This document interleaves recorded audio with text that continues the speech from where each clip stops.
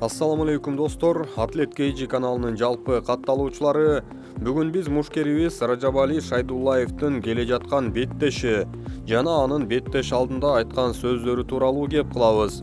Видеону көргөн соң сөзсүз лайк басып, балбаныбызды колдоп, комментарий калтырып коелу. Төртчү камтуу боюнча Кыргызстандын лидеринен чексиздикти кошуп ал. 4 жумага болгону 500 сом. Максималдуу ылдамдыктагы чексиз интернет. Акысыз мессенджерлер менен социалдык тармактар. Wi-Fi'ды акысыз таратуу. Чексиз чалуулар. Жогорку сапаттагы 200дөн ашуун телеканал. Этно медиа онлайн кинотеатрын акысыз көрүү. Мой О тиркемесинен же Остор дүкөндөрүнүн акысыз есим. Баарына чексиз. Ражабали Жапондордун Rising уюму менен келишим түзгөнүн билсеңиздер керек. Ал уюмда ушул жылдын май айынын 9-унда алгачкы беттешин жергиликтүү мушкер Кодзи Такедага каршы өткөрүп, эч кыйналбастан биринчи раундда эле муунтуу ыкмасы менен жеңип алган. Ал беттештен кийин бир күндө 2 беттеш өткөрүүгө даяр экенин белгилеп, уюмдун президентине кайрылган. Азыркы учурда кыргыз мушкерлери дал ушундай сөздөрү менен шоу уюштуруп, трэш-токту кошпосо болбой бара жаткандай. Ошентип Ражабали Rising'деги экинчи беттешин алды. Келе жаткан 29-сентябрь күнү Америка Кошмо Штаттарынын мушкери Хуан Арчулетага каршы чыгат. Ал 37 жашка келип калган спортчу. Карьерасынын акыркы жылдарын өткөрүп жатат десек болот.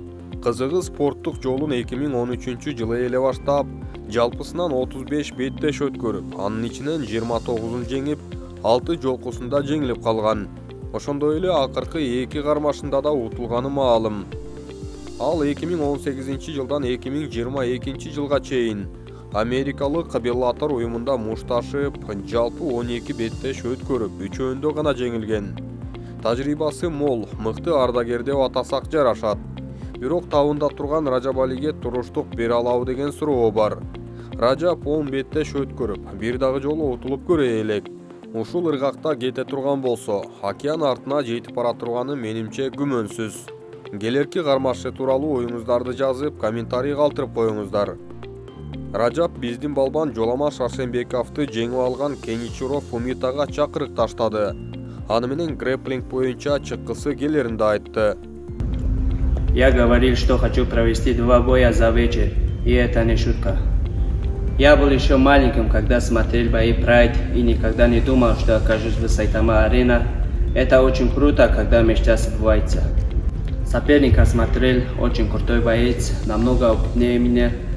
Именно такие бойцы мне нужен, чтобы я вырос как боец.